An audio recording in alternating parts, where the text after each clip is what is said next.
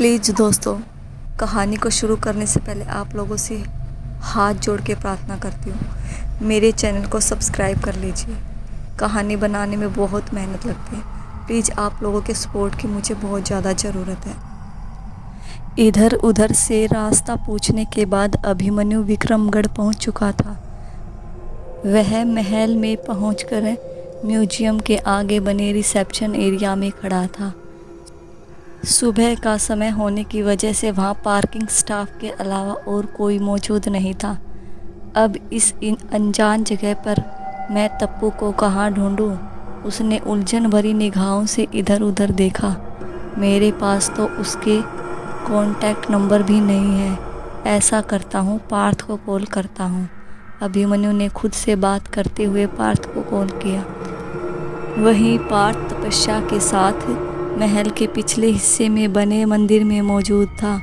उसने अभिमन्यु का कॉल आता देखा तो तपस्या से कहा, अभिमन्यु कॉल कर रहा है, पिक मत करना। तपस्या ने जवाब दिया। उसने पार्थ से आगे कुछ नहीं कहा। अभिमन्यु का कॉल देखकर उसके दिल को राहत महसूस हुई। उसने अपने मन में कहा, अभिमन्यु का कॉल आ रहा है, इसका मतलब उसे होश आ गया है और वह ठीक है। Thank God. अब यहाँ से बाहर चले, महल के बाकी हिस्सों को भी देखना है। पार्थ की आवाज़ सुनकर तपस्या का ध्यान टूटा। तपस्या ने उसकी बात पर हामी भरी और जाने से पहले एक बार फिर माता रानी की मूर्ति की तरफ देखा। उसके बाद उसने मूर्ति के सामने जल रहे दीपक की तरफ देखा और सोचा, शायद ये वही दिया है जिससे राजकुमारी तपस्या की चुनरी जल गई थी। माता रानी उस वक्त उन्हें इस शादी से पीछे हटने का संकेत दे रही थी, तो क्या उसी तरह का कोई संकेत हमें भी मिल सकता है? तपस्या उम्मीद भरी निगाहों से माता रानी की मूर्ति की तरफ देख रही थी। पार्थ ने उसके कंधे पर हाथ रखकर कहा, क्या सोच रही हो? सोच रही हूँ कि काश हमारे साथ भी कोई डिवाइन पावर होती जो हमारी मदद कर सकती। तपस्या ने हताश होकर जवाब दिया, ऐसा सिर्फ किस्से कहानियों में ही होता है, हकीकत में नहीं। पार्थ ने मुस्कुराहट के साथ कहा। वह और तपस्या वहाँ से बाहर आने लगे। तभी बाहर आते वक्त तपस्या का सिर गुफा के छोटे दरवाजे से टकरा गया और उसे चोट लग गई। तुम्हें देखकर चलना चाहिए। पार्थ उसकी चोट देखने लगा। ज़्यादा तो नहीं लगी, लेकिन नुकीला हिस्सा टकराने की वजह से हल्का खून आ रहा है। माथे के बीचों बीच चोट लगी है। ऐसे लग रहा है जैसे किसी ने तुम्हारी मांग में सिंदूर लगाया हो। कोई बात नहीं, हम बैंडेज लगा लेंगे। तपस्या ने अपने माथे से खून पोंछा। जैसे ही वह दोनों वहाँ से बाहर निकले, मंदिर की सारी मशालें अपने आप बुझ गई। माता रानी के सामने जल रहा दीपक अभी तक प्रज्वलित था। मंदिर से आने के बाद वह दोनों महल के बाकी हिस्से में घूम रहे थे। वहाँ भी उन दोनों को सिवाय खंडर बने महल के अलावा कुछ खास नहीं मिला। कुछ भी नहीं मिलने की वजह से दोनों के चेहरे पर निराशा के भाव थे। ऐसा लग रहा है जैसे अंधेरे में तीर चला रहे हैं और तीर निशाने पर भी नहीं लग रहा। पार्थ ने कहा, शायद वह सब मेरे मन का वहम ही होगा। हमें वापस मुंबई चलना चाहिए। लेकिन पता नहीं क्यों मैं इन सब के बारे में पता लगाना चाहता हूँ। तपस्या, तुमने मुझे इन सब के बारे में पहले क्यों नहीं बताया? मुझे पहले पता होता तो मैं प्रतापगढ़ से कभी वापस आता ही नहीं। पार्थ की उत्सुकता देखकर तपस्या ने कहा, वापस आने का मन तो मेरा भी नहीं था, लेकिन बोलते हुए तपस्या चुप हो गई। वह अपनी और उर्मिला देवी की बातचीत के बारे में पार्थ को बताना नहीं चाहती थी। वह दोनों चलते हुए महल के मुख्य हिस्से की तरफ आ रहे थे। तभी उन्हें सामने से केयरटेकर आता दिखाई दिया। उन दोनों को देखकर वह उनकी तरफ तेज कदमों से बढ़ा।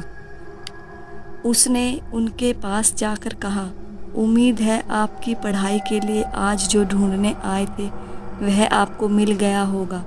तपस्या उसकी बात का कुछ जवाब देती उससे पहले पार्थ बोल पड़ा, दादू, क्या आप राजकुमारी तपस्या के बारे में जानते हैं?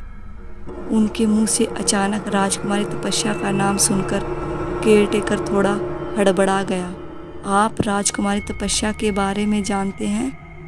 आपके खानदान में तो कोई उनका नाम तक नहीं लेता और आप यहाँ हमें उनके बारे में पूछ रहे हैं। इनके खानदान में कोई राजकुमारी तपस्या का नाम क्यों नहीं लेता? ऐसा क्या है उनके नाम में? तपस्या ने हैरानी से पूछा। उस किताब को पढ़ने के बाद उसके मन में कई सवाल थे, क्योंकि इस राजघराने के लोगों का मानना है कि राजकुमारी मनहूस थी। जैसे ही केयरटेकर ने जवाब दिया, तपस्या और पार्थ उसकी तरफ हैरानी से देखने लगे। तपस्या का गुस्सा 7वें आसमान पर था। उसने केयरटेकर से कहा, आप राजकुमारी के बारे में ऐसा क्यों बोल रहे हैं?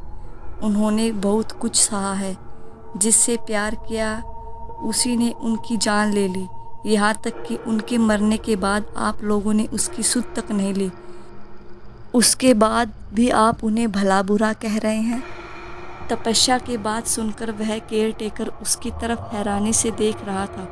आपको राजकुमारी सा के बारे में इतनी जानकारी कहाँ से है? और आपको किसने कहा राजकुमारी सा मर गई थी? मैंने कहा ना दादू, हम कोई प्रोजेक्ट कर रहे हैं, बस उसी के चलते हमें पता है। आपने बताया नहीं राजकुमारी तपस्या को सब मनहूस क्यों मानते हैं? पार्थ ने बात को संभालते हुए कहा, क्योंकि राजकुमारी की शादी के बाद विक्रमगढ़ तबाह हो गया और इस तबाही का जिम्मेदार कोई और नहीं, राजकुमारी के ससुराल वाले ही थे। उनकी शादी के बाद खुशियों ने जैसे विक्रमगढ़ से मुंह मोड़ लिया हो। कहते हैं उनकी शादी के बाद उन्होंने कभी विक्रमगढ़ की तरफ मुड़कर तक नहीं देखा। कुछ दिनों बाद ही विक्रमगढ़ में भयंकर अकाल और महामारी फैल गई, जिससे काफ़ी लोगों की मौत हो गई। विक्रमगढ़ के राजघराने में छोटे कुंवर सा और रानी सा के अलावा और कोई नहीं बचा था। बस उन दोनों ने भी अपनी जान बचाने के लिए कहीं और शरण ली। अच्छा हुआ जो वह यहाँ से चले गए, वरना आज इस वंश का अंत हो गया होता। मदद के लिए बहुत बार प्रतापगढ़ में राजकुमारी के पास संदेश भिजवाया गया, लेकिन उन्होंने कोई जवाब नहीं दिया। यहाँ के लोगों का मानना है यह सब उन्हीं के ससुराल वालों किया धरा है। केयरटेकर की कहानी सुनकर तपस्या हैरान थी। उसने किताब में पढ़ा था, उसके मुताबिक शादी के अगले दिन राजकुमारी तपस्या की मौत हो चुकी थी। फिर यह सब होना असंभव था। राजकुमारी तपस्या की इनमें कोई गलती नहीं थी। उन्हें तो पता तक नहीं था कि उनके घर वालों के साथ यह सब हो रहा है। आप जिस राजकुमारी को मनहूस कहकर उनका अपमान कर रहे हैं, वह तो इस दुनिया से कब की जा चुकी थी, तपस्या ने कहा। उसकी आंखों में आंसू थे। मुझे नहीं पता आपको ये सब किसने कहा है। केयरटेकर को अभी भी उसकी बात पर विश्वास नहीं हो रहा था, परंतु विक्रमगढ़ के लोग राजकुमारी तपस्या को भुला चुके हैं। यह सब कहानियाँ भी हमने हमारे बचपन में सुनी थी। अब तो ईश्वर ही जानता है कि क्या सच है और क्या झूठ। परंतु राजकुमारी तपस्या के बाद उस राजघराने में आज तक बेटी का जन्म नहीं हुआ। आप लोग भी क्या सुनी सुनाई बातों पर यकीन कर लेते हैं। राजकुमारी ने कुछ नहीं किया था, उसके बावजूद आप उसे मनहूस कहते हैं। उनकी वजह से विक्रमगढ़ तबाह नहीं हुआ था। इसके पीछे कोई और भी कारण हो सकता है। पार्थ ने उसकी बात का जवाब दिया। जो था वह बीत गया है। वैसे भी इतिहास अगर सुनहरा हो तभी उसे याद रखा जाता है, वरना नहीं। चलिए चल के नाश्ता कर लीजिए, आपके पिताजी की भेजी हुई गाड़ी भी आ चुकी है, केयरटेकर ने कहा और वहाँ से उन लोगों को ले जाने लगा।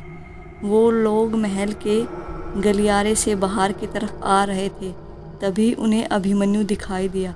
अचानक अभिमन्यु को वहाँ देखकर तपस्या हैरान थी, तो वहीं तपस्या को अपने सामने देखकर उसके चेहरे पर मुस्कुराहट थी।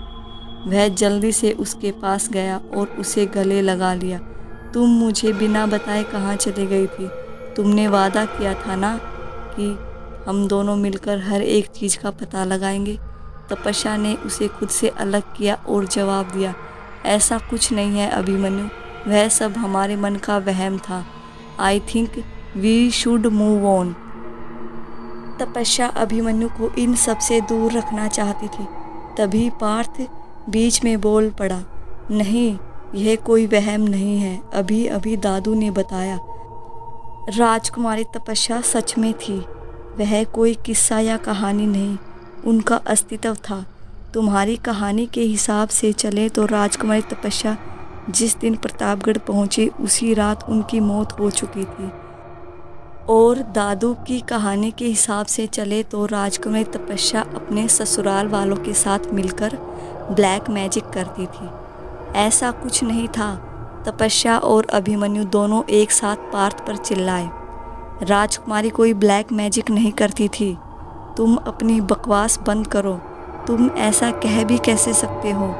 वह रिश्ते में तुम्हारी इतना लंबा कैलकुलेटर करना मुझे नहीं आता, लेकिन बुआ लगती होंगी। तपस्या ने झुंझलाकर जवाब दिया। तुम मुझ पर चिल्ला क्यों रही हो? मैं तो सुनी सुनाई बात बता रहा हूँ, पार्थ ने कहा। अच्छा ठीक है, अब तुम दोनों बहस मत करो। मुझे कहीं ना कहीं उस किताब पर यकीन है। प्रतापगढ़ का महल अभी भी मुझे नॉर्मल नहीं लगता। अभिमन्यु ने बीच में बोलकर उन दोनों को चुप करवाया। मुझे ज़्यादा कुछ याद नहीं। लास्ट टाइम मैं अपने महल के टॉप फ्लोर पर था, वहाँ मैंने कुछ अजीब देखा जो मुझे याद नहीं। हम तीनों मिलकर कुछ नहीं कर सकते। अगर कोई ब्लैक पावर एग्जिस्ट भी करती है तो वह एक चुटकी में हम लोगों को मार देगी। बेहतर होगा हम इन सब से दूर रहें, तपस्या ने चिल्लाकर कहा और वहाँ से जाने लगी। अब अचानक इसे क्या हो गया? पार्थ कंधे उचकाकर बोला और तपस्या के पीछे पीछे आने लगा। अभिमन्यु भी उसके साथ था। अभिमन्यु ने पीछे से कहा, तपस्या हमारी बात तो सुनो। जब तक हम सच का पता नहीं लगाएंगे तब तक हम इन सब से नहीं निकल पाएंगे। तपस्या उसकी तरफ मुड़ी और ज़ोर से चिल्लाकर बोली, तुम्हें समझ क्यों नहीं आता? हम दोनों का एक दूसरे से दूर रहना ही सही है। यह सब हम दोनों से जुड़ा है। अगर हम दोनों साथ रहे तो फिर से वही सब होगा जो बरसों पहले हुआ था। मैं कभी तुम्हारी जान नहीं लूँगा, अभिमन्यु ने धीमी आवाज़ में जवाब दिया। कभी भी नहीं। राजकुमार भी कभी राजकुमारी तपस्या की जान नहीं लेना चाहते थे। इनफैक्ट उन्होंने राजकुमारी को उन सब से बचाने के लिए, उन बुरे लोगों से प्रोटेक्ट करने के लिए अपने हाथों से जान ले ली, ताकि वह बुरे लोग अपने मकसद में कामयाब ना हो सके। क्या तुम भी उन लोगों को उन्हें रोकने के लिए अगर तुम्हें मेरी जान देनी पड़े तो क्या तुम मेरी जान ले लोगे अभिमन्यु? तपस्या ने कांपती आवाज़ में पूछा। इस बार अभिमन्यु के पास तपस्या की बात का कोई जवाब नहीं था। पार्थ उसकी तरफ हैरानी से देख रहा था। तपस्या की बात कहीं ना कहीं सच थी। अगर अभिमन्यु और वो साथ रहे तो वह अनहोनियों का दौर फिर से शुरू हो सकता है। कुछ देर तक वहाँ ऐसी ही चुप्पी छाई रही। इस चुप्पी को तोड़ते हुए अभिमन्यु ने कहा, आपको यह सब किसने कहा कि अगर हम दोनों अलग रहे तो सब ठीक हो जाएगा? तपस्या ने अभिमन्यु की बात का कोई जवाब नहीं दिया। उसे यह सब उर्मिला देवी से पता चला था। वह इस बारे में अभिमन्यु से कुछ कहना नहीं चाहती थी। उसे चुप देखकर अभिमन्यु ने कहा, मेरी माँ ने कहा ना आपसे यह सब?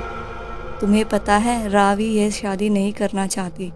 बड़े दादा साहब ने उसके परिवार वालों को पैसे देकर उसे खरीदा है। साथ ही यह बोला है कि शादी के बाद उसका उन लोगों से कोई संबंध नहीं रहेगा। कुछ समझ आ रहा है तुम्हें? अगर मेरी और रावी की शादी हुई तो वह लोग उसे मार देंगे, जैसे बरसों पहले राजकुमारी तपस्या को मारा था। शायद मुझसे दूर रहने की वजह से तुम तो बच जाओ, लेकिन रावी नहीं बच पाएगी। इसमें मैं कुछ नहीं कर सकती अभिमन्यु। इन सब का एक ही सॉल्यूशन है कि तुम खुद ही कहीं दूर चले जाओ। ताकि तुम्हारे आसपास रहने वाली लड़कियां सुरक्षित रह सकें। तपस्या ने बेरुखी से जवाब दिया। अभिमन्यु को उसकी बातों से काफ़ी चोट पहुंच रही थी। उसने भारी आवाज़ में कहा, ठीक है, फिर मैं ही तुम सबसे दूर चला जाता हूँ। उसने आगे कुछ नहीं कहा और वहाँ से अपने कदम बाहर की तरफ बढ़ाने लगा। तपस्या को उसे वह सब कहकर काफ़ी बुरा लग रहा था। उसे जाता देख पार्थ ने कहा, प्लीज़ उसे रोक लो। तुमने कहा तुम राजकुमारी तपस्या की कहानी पढ़कर उनसे कनेक्ट कर पा रही हो। उन्हें तब तक इंसाफ नहीं मिलेगा जब तक यह सिलसिला ख़त्म नहीं हो जाता। पार्थ की बातों ने तपस्या पर असर किया। उसने पार्थ की बात पर हामी भरी और दौड़ते हुए अभिमन्यु की तरफ जाने लगी। उसने भागकर अभिमन्यु का हाथ जोर से पकड़ा। तभी अभिमन्यु के मुंह से हल्की चीख निकली। क्या हुआ? तपस्या ने पूछा। तभी अभिमन्यु ने अपना हाथ उसे दिखाया। उसके अंगूठे और पास वाली उंगलियों के ऊपर की तरफ चोट लगी थी, जिससे खून निकल रहा था। पता नहीं कैसे अभी कुछ देर पहले गाड़ी का दरवाज़ा खोलते टाइम चोट लग गई, अभिमन्यु ने बताया। तपस्या उसके हाथ पर लगी चोट को देख रही थी। फिर उसे अपने माथे पर लगी चोट का ख्याल आया। दोनों को अलग अलग उन 2 जगहों पर चोट लगी थी, जिन 2 जगहों का इस्तेमाल शादी में सिंदूर भरने के लिए होता है, तपस्या के माथे पर और अभिमन्यु की उंगलियों पर।